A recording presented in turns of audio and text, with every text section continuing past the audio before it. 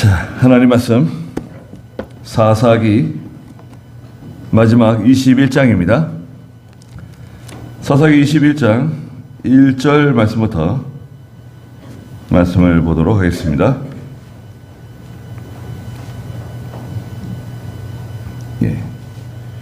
이스라엘 사람들이 미스바에서 맹세하여 말하기를 우리 가운데 아무도 자기 딸을 베냐민 사람에게 아내로 주어서는 안 된다 하였다. 백성이 베델에 이르러 거기서 저녁까지 하나님 앞에 앉아 목소리를 높여 크게 울부짖으며 말하기를 여호와 이스라엘의 하나님이시여 이스라엘 가운데 어떻게 이런 일이 생겨서 오늘날 이스라엘의 한 지파가 없어지게 되었습니까? 하였고 이튿날 백성이 일찍 일어나 거기에 제단을 쌓고 번제와 화목제를 드렸다. 그랬습니다. 네. 전쟁 후에 뒤처리에 관한 내용이 여기 담겨져 있습니다. 이스라엘과 베냐민 지파 간의 충돌이었죠. 원인은 간단해요. 모든 전쟁의 원인도 마찬가지지만 그 시발점은 아주 간단합니다. 에브라임 땅 그 산지 외진 곳에 살고 있던 어떤 레위 사람이 첩을 얻었는데 그 첩이 음행죄를 저질렀고 그 일이 들통이 나가지고 처갓집으로 달아났어요. 베들레헴으로. 그래서 한 넉 달이 지난 뒤에 그 남편이 아내 첩을 데리려고 베들레헴에 가게 되었죠. 거기서 하루 이틀 사흘 나흘 이제 닷새째에 집을 나서게 되었어요. 그 장인이 참 정이 많은 사람인지 참 장인이 그 사위를 붙잡고 그냥 좀 쉬었다 가라 그러고 자기와 함께 좀 맛있는 것도 먹고 같이 술도 마시고 같이 회포를 풀고 그리고 가라고 자꾸 붙잡는 바람에 시간이 차일피일 미뤄지다가 출발을 하긴 했는데 늦게 출발하게 되었죠. 늦게 출발해가지고 자기 집까지 가는 길이 한 60km 정도 되는데 거기까지 갈 수 없게 됐어요. 중간에 베냐민 지파 기브아 땅에 이제 머물게 되었습니다. 하룻밤. 그래서 영접하는 사람이 없어가지고 광장에 큰 길에 있었는데 늦게까지 들에서 일하고 집에 돌아가는 늙은 노인이 자기 집에 가자고. 자기 집에 쉴 곳이 있다. 우리 집에 가면 좋다. 해가지고 고맙게도 그 늙은 노인의 집에 들어가서 발을 씻고 식사하고 즐겁게 대화를 나누고 시간을 보내고 있었는데 그 기브아의 불량배들이 그 노인의 집을 찾아와가지고 그 노인의 집을 에워싸고 그 레위 사람 내놓으라는 거예요. 우리가 관계를 갖겠다고. 옥신각신하던 중에 그 늙은 노인이 그 레위 사람의 첩을 내주게 되죠. 그리고 그 불량배들이 밤새도록 그 첩을 유린하고 추행하다가 새벽에 놔줬는데 그 여자가 자기 남편이 있는 집에 와가지고 쓰러져 죽게 되었어요. 이제 그게 문제입니다.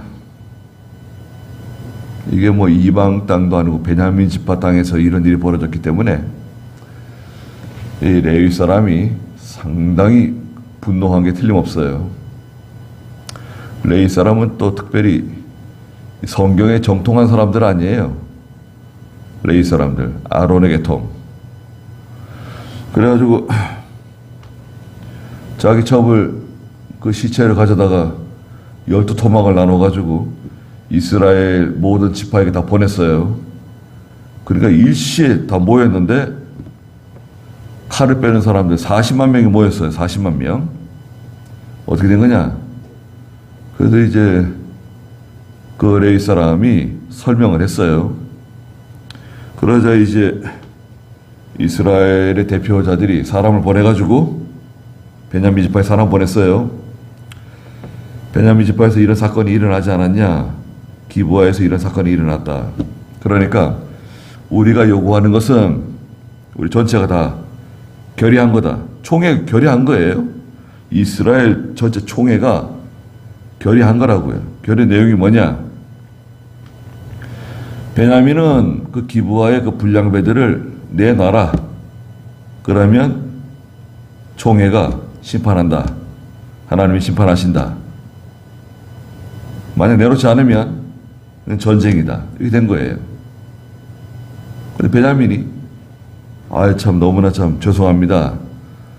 저희 때문에 이렇게 총회가 다 고생하고 이렇게 속상해 하시고 이렇게 참 끔찍한 죄를 저지르게 돼서 너무나 참 면목이 없습니다. 너무 죄송합니다. 저희가 참 잘못해서 이렇게 됐습니다. 범죄자들을 저희가 색출해서 내놓겠습니다. 이렇게 하면 되는 건데요. 우리가 무슨 잘못을 했다 그러냐? 우리는 전혀 모른다. 뭐 잘못했으면 잘못한 거지. 뭐 너희들은 뭐 잘못한 거 없냐? 뭐 이런 식으로 아주 당당하게 뻔뻔스럽게 나간 거예요. 그리고 전쟁하겠다고? 그럼 우리도 한번 붙어보자. 우리도 전쟁이다. 이래가지고 베냐민의 다 동원령을 내리니까요. 베냐민에서 2만 6천 명이 모였어요. 저기 4만 명, 아니 40만 명, 여기 2만 6천 명. 이거만 게임이 안 되는 건데 사실은. 근데 베냐민에는 이 물맷돌을 잘 돌리는 사람들, 700명이 있었어요. 우리나라로 말하자면 활을 잘 쏘는 사람들이죠. 한국 사람들 활 잘 쏘잖아요. 뭐 활 얼마 잘 쏩니까 한국 사람들. 그거 참 이상해요. 그 양궁 있잖아요. 양궁이라고 하는 게 원래 서양 무기입니다. 그거 양궁이. 우리나라에서 언제 옛날에 뭐 양궁에서 쓰는 그런 활 들고 전쟁에 나간 적 있나요? 우리나라 활은 국궁이래요. 국궁이죠. 우리나라 활, 그 전통 활 있잖아요. 이렇게 휘어 있는데 그걸 반대로 이렇게 휘어가지고 줄을 걸어가지고 쏘는 건데 너무 강해가지고요. 이게 국궁이 굉장히 힘이 많이 들어가고 땡기는 쉽지 않죠. 양궁은 서양 무기예요. 이거 쭉 당기는 거 있잖아요. 요즘에는 또 도르래 달려가지고 위아래 도르래 쭉 당기면 도르래가 돌아가지고 더 쉽게 쭉 당겨가지고 이렇게 쏘는데 그게 어떻게 우리만 늘 1등 할 수 있나요? 예? 아니 어떻게 그럴 수가 있는가? 무조건 한국이 다 1등이에요. 양궁은. 뭐 10, 10점, 10점. 다 10점이에요, 그냥. 뭐, 어떤 때는 화살이 정중앙에 그 렌즈 있잖아요. 카메라 렌즈. 정중앙에 카메라 렌즈를 막 뚫고 들어가고, 어떤 때는 박힌데 또 박히고, 이야. 참, 신궁이죠, 신궁. 우리나라에서 그 국가대표 선발하는데 공개적으로 선발하잖아요. 공개적으로 선발하고 뭐 작년에 국가대표 그런 거 생각하지 않고 공개적으로 선발하고 우리나라에서 국가대표가 나오면 세계 1등이라는 거 아니에요. 어떻게 그렇게 활을 잘 쏠까요? 그래가지고 이제 한국 사람을 저 중국이라든지 저 몽골족, 거란, 여진족 이쪽에서 우리를 동이라고 불렀어요. 동이.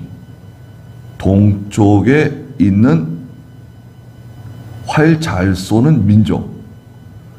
동이라고 하는 그 동이 이자에 이 활 궁자가 들어가요. 동쪽에 활 잘 쏘는 민족이란 뜻으로 동이로 불렀습니다. 우리나라 조상들을. 그러니까 이제 활 잘 쏘는 사람들을 맨 앞에 세우고 전쟁한 거예요, 말하자면. 그래가지고요, 베냐민 사람 한 명도 죽지 않고 이스라엘 사람이 첫 번째 전투에서 2만 2천 명이 죽었죠. 아니, 이쪽은 한 명도 안 죽고 이쪽에 2만 2천 명이 죽었어요. 야, 그런 전투가 있을 수 있나요? 그 베냐민이 전쟁을 잘하는, 그렇기 때문에 자존심이 강하고 그냥 붙어보자, 한번 누가 세지 한번 붙어보자, 이런 당당한 면이 있는 거예요. 전쟁을 잘하니까. 그런데 그 2만 2천 명 죽인 거 보면 베냐민이 자기 형제들, 동족을 너무 무자비하게, 잔인하게 죽인 거예요. 2만 2천 명. 두 번째 날 전투에서도 베냐민 사람 하나도 죽지 않고 이스라엘 1만 8천 명이 죽었어요. 전날 2만 2천 명, 1만 8천 명, 4만 명이 죽었잖아요. 그러자 이스라엘이 베델로 올라가며 울고 금식하고 화목제하고 번제를 드리고, 아론의 계통 누구예요? 아비나답? 아론의 계통 비느하스 불러다가 하나님께 좀 기도해달라고 부탁하고 돌아왔어요. 바른 신앙으로 돌아온 거예요. 그러자 하나님께서 이번에 세 번째 전투에서는 베냐민을 붙여주시겠다고 약속하셨어요. 그 세 번째 전투에서 어떻게 했습니까? 셋째 날 베냐민 사람 2만 6천 명 중에 2만 5천 100명이 전사했어요. 예? 한 번 전투에 2만 6천 명 중에서 2만 5천 100명이 죽었어요. 900명 남았는데 거기서 또 뿔뿔이 막 달아나고 마지막 600명만 남았어요. 600명만. 남자 600명만 남았어요. 그걸 다 죽여버렸어요. 이것도 잘못한 거예요. 이스라엘이 너무 화가 나가지고요. 전쟁을 하게 되면 사람이 좀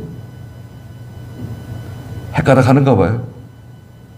여러분 전쟁하는데, 같이 전쟁 막 하는데 옆에서 아버지가 죽고 형이 죽고 친구가 죽고 같은 동료가 죽고 전우가 머리가 깨져나가고 팔이 떨어져 나가고 몸이 찢겨져 나가고, 그러면 막 이제 사람이 헷가닥 도는 거예요.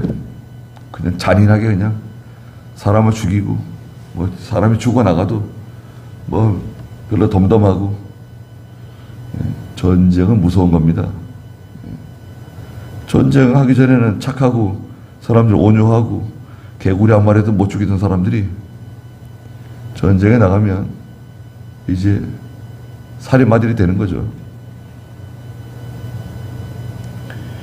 너무 불안하니까요. 아니, 우리 형제들 4만 명을 죽였잖아요. 4만 명. 4만 명이 말이 4만 명이지. 야, 4만 명 땅에 묻었다고 생각해 보세요. 얼마나 비통한 일입니까? 그러니까 그냥 베냐민 기부와 사람들 다 섬멸하고요. 여자들, 아이들, 노인들, 심지어는 가축들까지 다 죽이고, 기부와 성 말고 베냐민 지파 땅 안에 있는 여러 성들 있잖아요. 여러 성들 다 공격해가지고 다 함락시키고 거기 사는 사람 다 죽였어. 다 쓸어 죽인 거예요. 전쟁에 참여하지도 않았는데. 그럼 뭐하러 그래요? 아니, 전쟁에 참여하지도 않은 그 여자들, 아이들, 노인들, 가축들 왜 죽여요?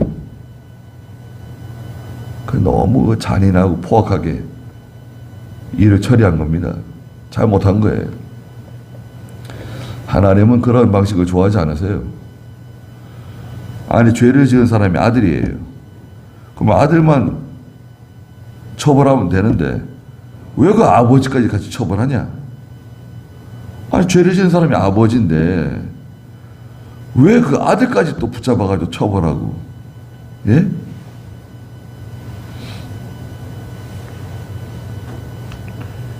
그 이북에서 그런 거 아니에요? 공산주의 그런 거 아니에요? 연좌제. 연좌제 아세요? 한 사람 잘못하면 그 식구들 다 그냥 다 숙청. 뭐 사촌, 뭐 육촌, 뭐 여러 그 친척들까지 다 숙청시키고 그런 연좌제. 그거 아주 아주 못된 거예요. 우리나라도 과거 조선시대 때 누가 왕이 되면 그 경쟁자들,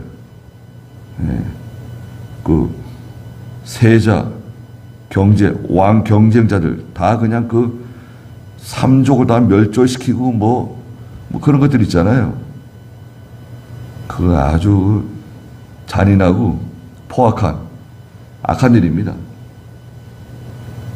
그걸 잘못하는 거예요. 그리고 나서 이제 21장인데 전쟁 후에 이제 뒤처리를 하는데요. 우선 전쟁에 다 나오라고 그랬는데 나오지 않은 사람들이 있어요. 이스라엘 가운데 야, 우리 베냐민하고 지금 전쟁이 생겼으니까 다 나와라 불렀는데 나오지 않은 사람들이 누구냐? 조사하는 거예요.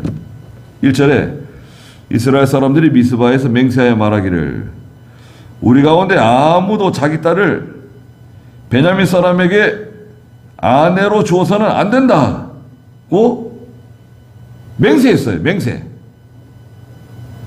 이거 잘된 맹세인가요? 잘못된 맹세인가요? 이스라엘 사람들이 미스바에 모여서 총회를 했는데요. 그 총회에서 결의한 게 뭐냐? 우리 가운데 누구도 자기 딸을 저 베냐민 사람들 지금 600명 남았잖아요. 600명. 그들에게 우리 딸을 주지 않기로 맹세한다. 맹세를 했어요. 결의를 했어요. 이건 잘한 것 같습니까? 잘한 못한 것 같습니까? 성경에 맞아요? 맹세한다고 다 잘하는 게 아닙니다. 이건 잘못한 겁니다. 잘못된 맹세. 잘못된 맹세가 있어요. 잘못된 맹세하게 되면 여러 사람이 고생하게 됩니다. 사울이 블레셋과 전쟁하는데 블레셋을 다 멸하기까지 아무도 입에다 음식을 대면 안 된다. 음식을 대면 하나님께 저주받는다.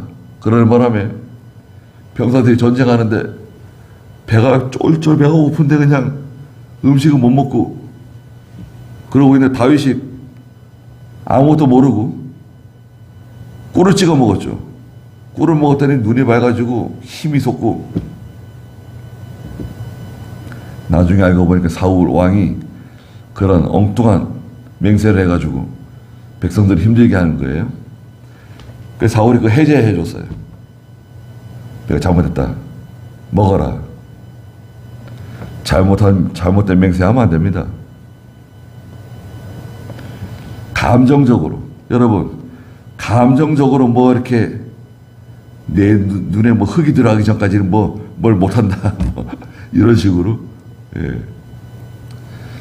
감정적으로 막 맹세하고 그럴 필요 없어요. 그런 거 있으면 해제해 주세요. 해제. 네. 괜찮아요.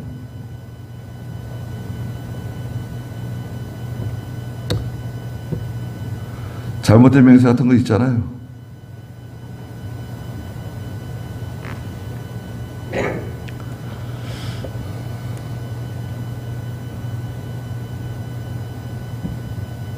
해제해 주는 겁니다. 네. 또 용서해 주고. 용서해 줄 수 있으면 용서해 주세요. 진리 문제가 아닌 것들 있잖아요. 용서해 줄 수 있으면 용서해 주고, 또 잘못했다 그러면 또 용서해 주고. 난 죽어도 용서 못 한다. 그렇게 할 필요가 뭐가 있습니까? 용서해 주세요.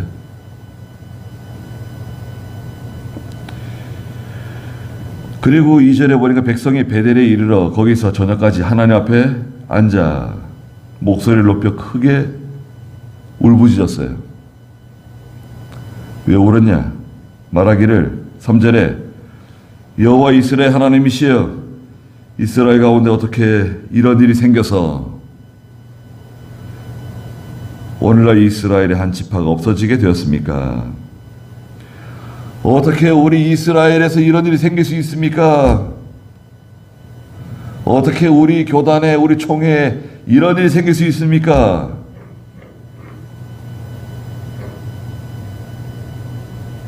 우리 12지파 중에 한 지파가 사라지게 되었습니다.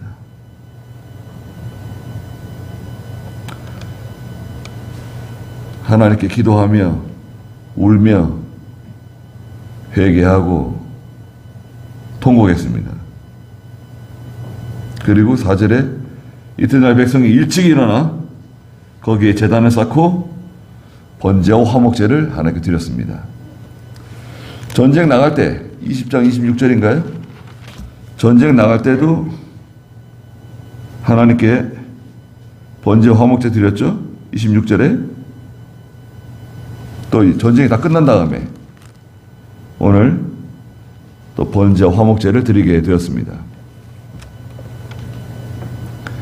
이렇게 하나님께 예배 드리는 거 좋아요.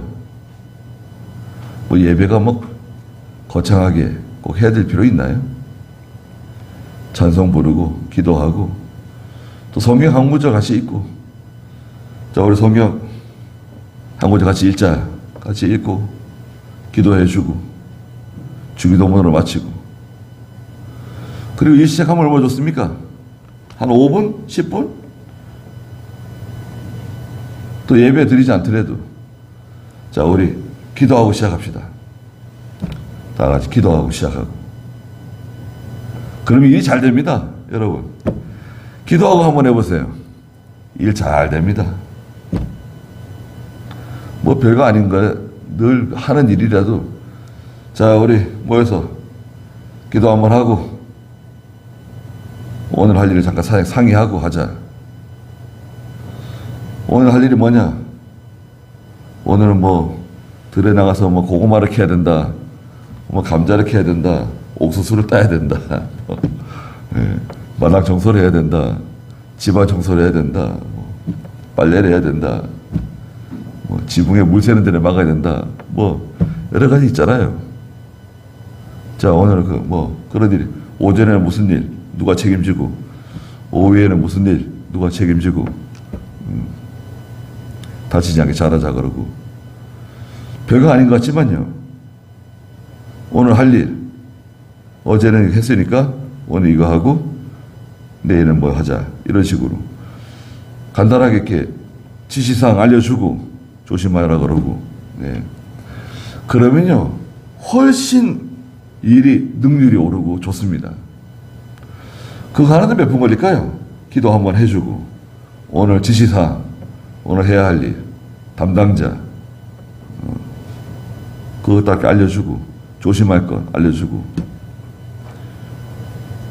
그러면요 그 잠깐 한 10분 동안 뭐 미팅을 하잖아요. 그게 하루에 큰 그 능률을 올려줘요. 굉장합니다. 네.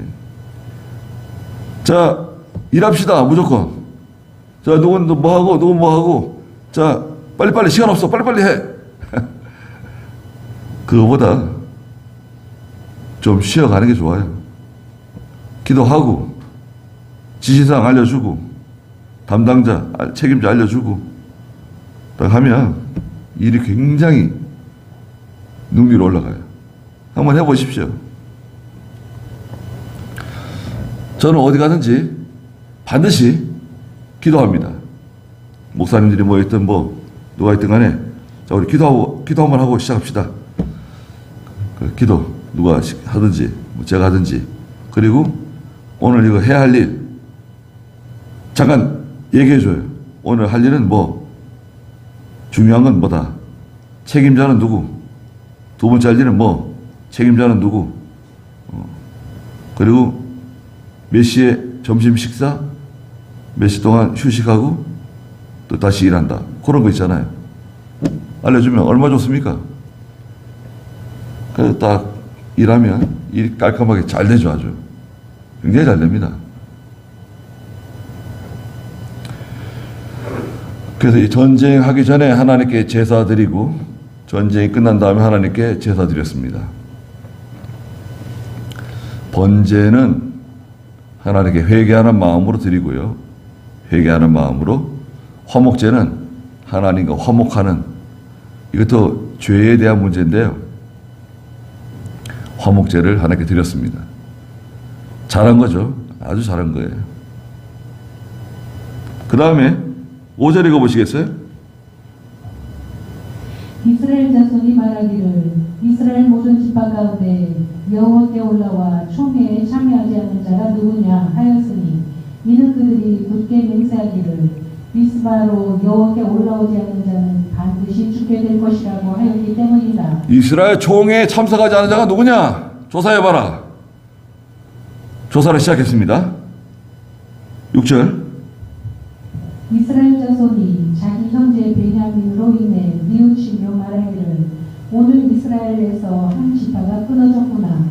우리가 여호와로 맹세하기를 우리 딸을 그들에게 아내로 주지 않기로 하였는데 우리가 어떻게 하면 그 남은 자들에게 아내를 구해줄 수 있겠는가 하였다. 잘못된 그 결의, 맹세, 결정에 문제가 생긴 거예요. 잘못된 결의, 잘못된 결정, 맹세. 뭐 그렇게 할 필요가 뭐가 있어요? 우리 딸을 베냐민 지파 사람에게는 아내로 주지 않는다. 그러면 못하러 만들어요. 뭐 어때요? 예수 믿는 사람이면 된 거지. 베냐민 지파하고 결혼하면 안 된다. 어디 사람하고 결혼하면 안 된다. 그런 거 있나요?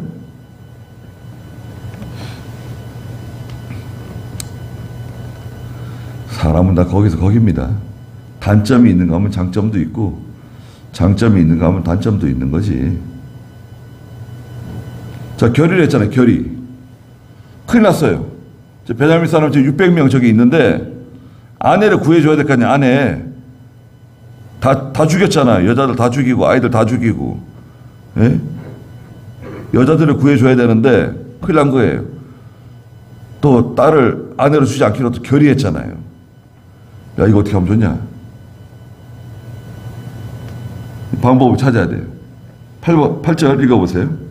그들이 또 말하기를 이스라엘 지파 가운데 미스바로 여호와께 올라오지 않은 자가 누구냐 하고 보니 야베스 길르앗에서는 아무도 진영으로 오지 않았고 총회에 참석하지도 않았으며 백성을 헤아려 보니 거기에 야베스 길르앗 주민은 한 사람도 없었다. 자, 여호와의 전쟁, 여호와의 총회에 참석하지 않은 사람이 누군지 조사해봐라 했더니 야베스 길르앗 사람들이 참석하지 않았어요. 야베스 길르앗? 이 야베스 길르앗 사람들이 괜찮은 사람들인데요. 이 사람들이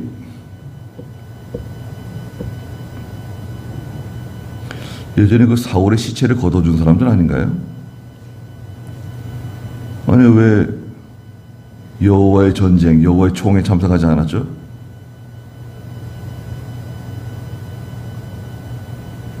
참석해야 할 때는 꼭 참석해야 됩니다. 참석하지 않고 뭐 이런저런 말하면 안 돼요. 중요한 그 회의 있잖아요, 여러분. 중요한 회의는 참석해야 돼요.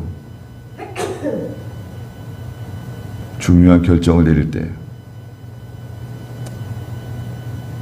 그래가지고 어떻게 했습니까? 10절 읽어보세요. 회중이 용맹한 자 가운데 12,000명을 그곳에 보내면서 명령하기를 너희는 가서 야베스 길라 주민들을 여자들과 아이들까지 칼날로 쳐라.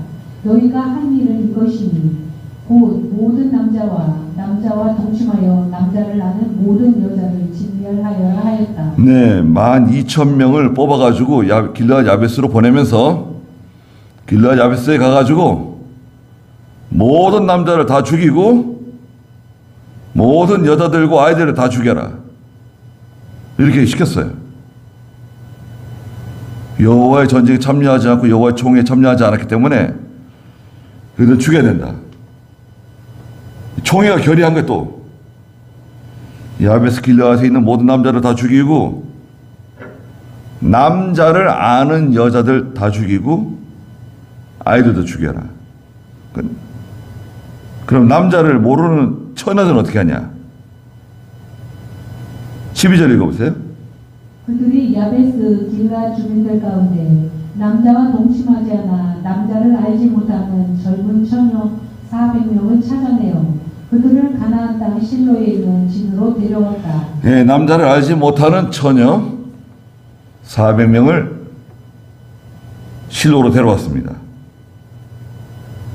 그리고 13절에 온 회중에 사람을 보내어 림몬 바위에 있는 베냐민 자손에게 평화를 선언하고 저 림몬 바위에 숨어 있는 그 베냐민 지파 잔존 세력 600명 숨어 있는데 사람을 보내가지고 평화를 선언했어요. 우리가 죽이지 않을 테니까 두려워하지 마라, 겁먹지 마라. 전쟁 끝이다. 그리고 그 길르앗 야베스에서 잡아온 400명의 처녀들을 그들이 갖다 주었어요. 14절에 그때 베냐민이 돌아왔는데 이스라엘 백성이 야베스 길르앗 여자들 가운데 살려둔 이들을 그들에게 주었으나 여전히 부족하였다. 여기 여자들은 400명, 남자들은 600명, 여자 200명이 부족하네요. 그러니까 15절 읽어보세요. 백성이 베냐민으로 인하여 뉘우쳤으니 여호와께서 이스라엘 지파 가운데 하나를 사라지게 하셨기 때문이다. 쓸데없이 그 잘못된 맹세, 잘못된 결정 하는 바람에 또 그 여자들 죽이고 아이들 죽이고 그거 후회한 거예요. 야, 우리가 괜히 그 여자들까지 죽이고 그 아이들까지 죽이고 참 잘못했다. 우리가 입장 곤란해졌어요. 아니 그 뭐 여자들 구해서 데려다 줬는데 또 부족한 거예요. 그 나머지 부족한 200명 어떻게 채우냐? 16절 회중의 장로들이 말하기를 베냐민 여자가 다 없어졌으니 이제 남은 자들을 위해 우리가 어떻게 아내를 구해주겠는가 하고 그들이 또 말하기를 베냐민 가운데 피하여 살아남은 자들에게 유업이 있어야만 이스라엘 가운데 한 지파가 없어지지 않을 것이다. 그러나 우리가 우리 딸을 그들에게 아내로 줄 수는 없으니 이스라엘 자손이 맹세하여 말하기를 베냐민에게 아내를 주는 자는 저주를 받을 것이다 라고 하였기 때문이다. 네, 잘못된 맹세. 베냐민 지파에 자기 딸을 주는 사람은 저주받을 거다. 이 결의를 해가지고요. 참 난감하게 생겼어요.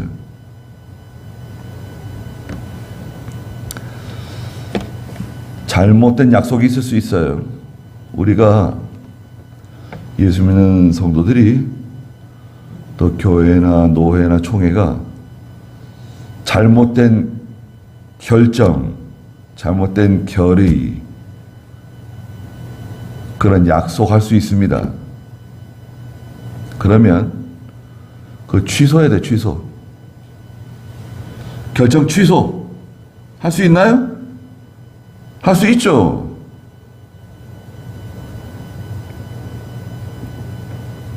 할 수 있어요. 성경 말씀이 아닌데, 진리 문제가 아닌데 왜 못해요? 총회에서 다 결정했어도 이거는 결정이 잘못된 거다. 총회장이나 임원들 직권으로 취소시킬 수 있어요. 취소하고 무효 없던 걸로 한다. 왜 없던 걸로 하는지 다 통지해주고 알려주고 왜 이런 결정을 내렸는지 알려주고 잘못된 결정은 취소하면 돼요. 또 집에서도 잘못된 결정, 잘못된 그런 약속, 뭐 그런 말들이 감정적으로 막 한 말들 있잖아요. 내가 잘못했다 그러고 미안하다 그러고 말하면 돼요. 내가 그 한 말 취소다 하면 되잖아요. 뭐 자존심 세우고 고집 피울 필요 있나요? 남편이든 아내든 또 자녀에게 대해서 잘못된 거는 그 취소다. 아빠가 취소. 아빠가 말 실수한 거다. 미안하다. 아내나 남편에게도 잘못된 거 있잖아요. 내가 아까 그 말한 거 그거 취소합니다. 미안합니다. 내가 그냥 열받아가지고 말한 건데 그거 내가 없던 걸로 할 테니까 그렇게 알으라고. 그럼 되잖아요. 그게 뭐 그렇게 얘기한다고 해서 뭐 잘못되는 거 있습니까? 오히려 존경받아요. 사람이 강한 것 같아도 유연하고 또 진리 문제가 아니니까 너 그렇게 넘어갈 필요가 있어요. 그렇잖아요? 뭘 꼭 자기 생각대로 돼야 되나요?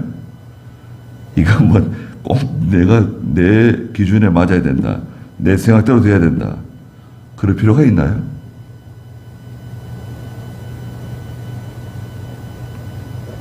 (19절) 읽어보세요.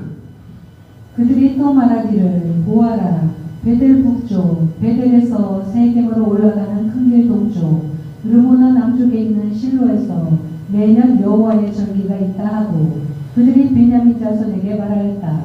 너희는 가서 포도원에 숨어 망을 보다가 실로 여자들이 춤추러 나가거든 포도원에서 나와 실로의 딸들 가운데 각각 자기 아내들 여자를 붙잡아 가지고 베냐민 땅으로 가라. 네. 방법을 하나 생각이 났어요. 방법은 뭐냐? 유일한 방법이 하나 있다. 그게 뭐냐?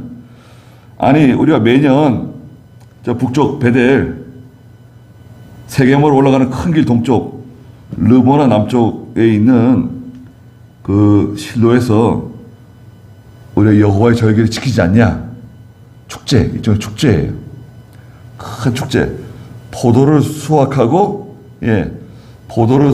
나서 이제 축제를 벌리는데 즐겁게 춤추고 맛있는 거 먹고 그런 절기에 절기. 우리나라로 말하면 뭐 추석 명절 같은 거네요.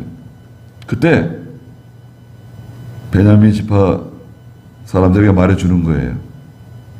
너희가 포도나무 뒤에 포도원에 숨어 있다가 망을 보고 여자들이 춤추러 나오거든. 실로의 그 젊은 처녀들이 춤추러 나와서 즐겁게 춤추면 잘 봐뒀다가 포도원에서 나와가지고 그 실로의 딸들 가운데 각각 자기 아내 될 여자를 붙잡아가지고 베냐민 땅으로 데려가라는 거예요. 이거 뭐예요? 보쌈이네, 보쌈. 우리나라 보쌈이잖아요. 사람 보쌈 뒤집어 씌워서 데려가는 거예요. 거기에서 우리가 책임질 거니까 걱정하지 말고 그 젊은 여자를 데려가라고. 다른 방법이 없어요. 자기 딸을 베냐민 지파 사람들에게 아내로 주게 되면 저주를 받는다고 맹세를 해놨으니 딸을 줄 수는 없고 다른 방법이 없네요. 길르앗 야베스 사람 거기서 처녀들 데려왔는데 400명밖에 안 되고 나머지 200명이 부족하잖아요. 22절에 읽어보세요.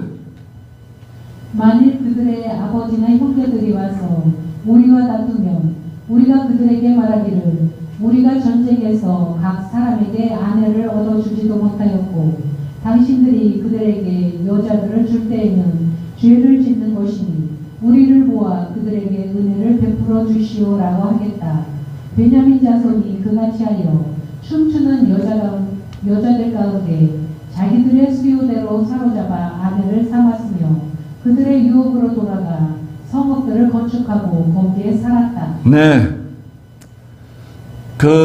처녀들의 아버지나 오빠, 형제들이 와가지고 따지고 들면 우리가 다 말해주겠다. 다 설득하고 다 할 거니까 걱정하지 말고 데려가라고. 그래서 베냐민 지파 사람들이 그 축제에서 각각 자기 수요대로 젊은 처녀들을 다 하나씩 데려갔습니다. 붙잡아갔어요. 보쌈을 해가지고 갔어요. 그래서 다 이제 맞춰졌어요. 남자 600명, 여자 600명 다 맞춰 채워진 거예요. 해결됐어요. 그리고요. 베냐민 자손 23절. 그때에 이스라엘 자손이 그곳을 떠나 각각 자기 지파와 가족에게로 갔으니 곧 그들이 거기서 나와 각자 자기 유업으로 돌아갔다. 그 시대에는 이스라엘에 왕이 없었으므로 사람마다 자기 보기에 옳은 대로 행하였다. 네. 그렇게 해서 이제 베냐민 그 자손들에게도 여자를 다 구해주고 이제 모든 그 일을 다 마치고 각자 다 자기 집으로 다 돌아갔습니다. 이때는 이제 왕이 없기 때문에 또 특별히 중요한 영적 지도자, 여기서 왕은 영적 지도자를 동시에 가리키기도 해요. 왕이 있어도요, 영적 지도자가 바로 서지 못하면 큰 어려움을 겪게 돼요. 영적 지도자가 중요합니다. 영적 지도자. 리더십이 뭐냐? 우리가 가야 할 곳은 저기다. 우리의 목표는 저기다. 우리가 해야 할 일은 이거다. 이걸 알려줄 사람. 여러분 다시 한번 들어보세요. 리더십은 뭐냐? 윤석열 대통령이다. 대통령이 뭐 쓰레기 청소도 하고 뭐 비 오는 날 뭐 빗자루 들고 나가가지고 뭐 댐에서 뭐 홍수 뭐 이런 거 막아서 그런 일 하나요? 대통령이 할 일은 그런 게 아니에요. 대통령이 뭐 총 메고 나가서 뭐 휴전선 지키고 그런 거 아니잖아요. 대통령이 할 일은 뭐냐? 우리가 가야 할 방향은 어디다? 어디로 가야 된다? 우리의 목표는 뭐다? 우리가 해야 할 일은 무엇이다? 그거를 정해주는 거예요. 기업의 총수다. 그 사람이 뭐 현장에서 뭐 자동차 조립하고 대포 만들고 탱크 만들고 그러는 게 아니잖아요. 예. 기업의 총수는 우리 회사가 앞으로 나가야 할 길, 우리의 목표, 우리가 해야 할 일, 이거 정해주는 거예요. 그걸 뭐 비전이라 해요. 비전. 지도자는 그 비전을 제시해 주는 거예요. 그게 정확해야 돼요. 명확해야 돼요. 뚜렷해야 돼요. 교회도 마찬가지입니다.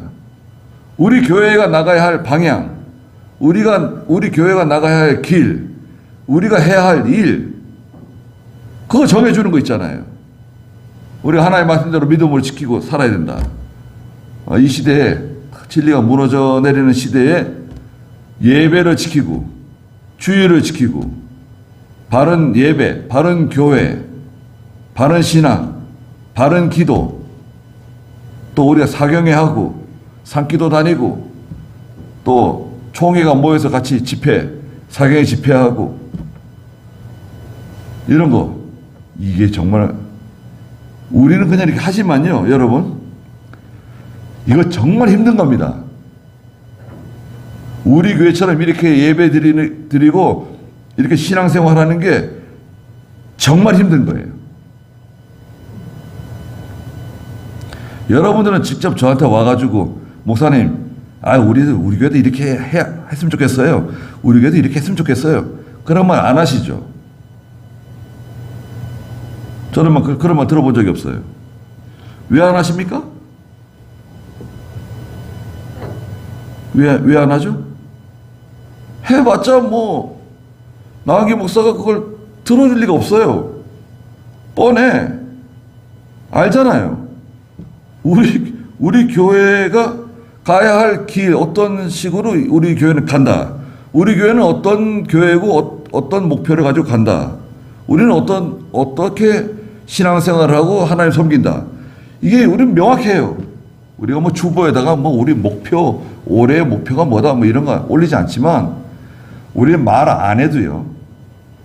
자, 보세요. 이게 중요한 겁니다. 굳이 뭐 목표를 막 정해놓고 뭐 우리는 뭐 선교를 해야 되고 뭐 프레카를 걸어놓고 막 써놓고 이렇게 하지 않아도 여러분, 우리는 다 암묵적으로 다 알고 있는 겁니다. 이게 무서운 거예요.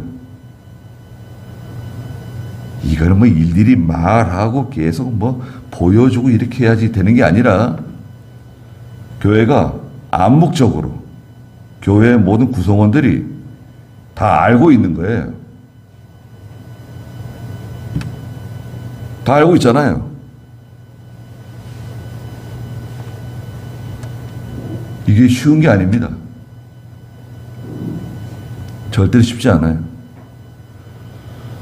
교회에서요, 목사가 뭐 하나 바꾸려고 그러면요, 교회가 다 난리가 납니다. 아주 평지풍파가 나요, 교회가. 뭐 조그마한 거 하나 바꾸려고 그래도요, 얼마나 말이 많은지. 어떤 교회는요, 저 정수기 있잖아요, 정수기. 정수기가 이쪽 편에 있는 것보다 이쪽 편에 있는 게 좋겠다. 그거 결정하는데요, 목사님과 장로가 붙었어요. 아니 정수기 이쪽에 있는 정수기를 이쪽에 옮기는 건데 장로님이 막 목사님한테 막 대든 거예요. 아니 목사님 왜 저하고 상의도 안 하고 왜 정수기를 옮겼습니까? 이때까지 정수기 여기 놔두고 잘 쓰고 있었는데 아무 문제도 없었는데 왜 목사님 마음대로 왜 이걸 옮기시는 거예요? 장로님 미안합니다. 내가 장로님하고 상의를 못해가지고 정말 미안합니다. 집에 가서 울었대요, 목사가. 나중에 그 장로가 그 교회에서 쫓겨났어요. 너무 장로가 왕노릇을 해가지고 정수기 하나 이쪽에 있는 거 이쪽 옮기는 거 그것도 힘들어요.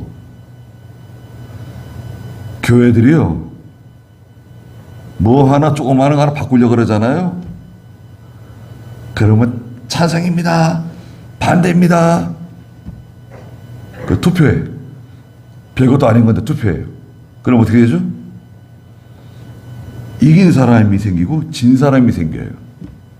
마음이 갈리게 돼요. 투표를 하면 안 돼요. 교회 안에 이긴 사람, 진 사람이 생긴다고요. 어떻게 그런 걸 투표를 해요? 안 하면 되지. 부작용이 생길 것 같으면 안 하면 좋아요. 그리고 그게 다 왜 그러냐면 그 교회 목사님에게 문제가 있는 거예요. 교회에서 생기는 모든 일은 다 그렇진 않지만 거의 다 목사에게 문제가 있는 거, 책임이 있는 거예요. 가령 목사님이 장로님, 우리 그거 이렇게 하는 게 좋겠습니다. 예, 알겠습니다. 그렇게 하겠습니다. 그러면 누가 와가지고 장로님 왜 그렇게 하시는 거예요? 왜 그렇게 하시는 거예요? 그냥 나버려 두세요. 목사님이 이렇게 하라 그랬다. 가만히 있어. 입 다물고 가만히 있으세요. 뭘 집사님 왜 나서고 그러냐? 목사님이 이렇게 하기로 했는 건데 가만히 계시라고. 그렇게 딱 장로님이 딱 막아서 딱 막는 거예요. 그럼 끝나는 거예요. 목사님이 그러셨군요. 저 잘 모르고 미안합니다. 끝나는 거예요, 이렇게. 근데 이게 그냥 막 말이 돌고 돌아가지고 그냥 바람이 불고 이게 다 목사님 탓이다, 뭐 장로님 탓이다, 이게 누구 집사 때문에 이렇게 된 거다, 이렇게 되면 그 얼마나 교회가 시끄러울까요? 여러분 생각해 보세요. 교회들이 시끄럽지 않은 교회가 거의 없어요. 서로 미워하고 그냥 서로 증오하고 장로들끼리 막 싸우고 목사하고 장로끼리 또 싸우고 전도회끼리 막 싸우고 그래요. 교회들이 겉으로는 다 이렇게 점잖게 예배 드리고 밥 먹을 때는 쳐다도 안 봐요. 인사도 잘 안 하고. 왜 그러냐? 다 그런 건 아니지만 말씀드린 것처럼 그 영적 리더십의 결여예요. 영적 리더십이 사라지면 교회는 질서가 없어져요. 질서가 없는 교회는 아주 시끄러운 교회가 됩니다. 교회가 조용하고 말이 없잖아요. 그럼 여러분 주일날 집에 가도 편안해요. 집에 가서 저녁 식사하고 편안하게 잠 자면 돼. 잠 잘 오죠. 편안하죠. 아, 너무 편안하다.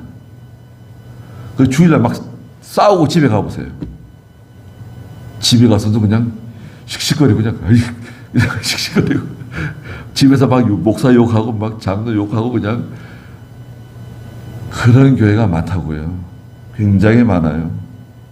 우리 교단은 많이 그렇지는 않지만 우리 교단도 있는 것 같아요. 그래서 참 어려운 시대를 살고 있습니다. 여기도 그렇잖아요. 이스라엘에 왕이 없어가지고 어려운 시대다 이런 걸 보여주시는 거예요. 그래서 우리가 이렇게 신앙생활하고 좋잖아요. 감사하잖아요. 예. 진리 문제가 아니면 특별히 우리가 뭐 말할 거 없어요. 말할 거 없고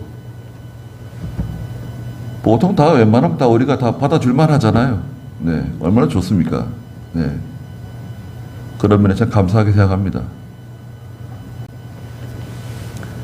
지금은 우리 주 예수 그리스도의 은혜와 하나님 아버지의 무한하신 사랑하심과 성령의 감화하시고 감동하시는 은혜의 역사가 이 자리에 함께 사랑하는 모든 성도들에게 항상 계시기를 축원하옵나이다. 아멘.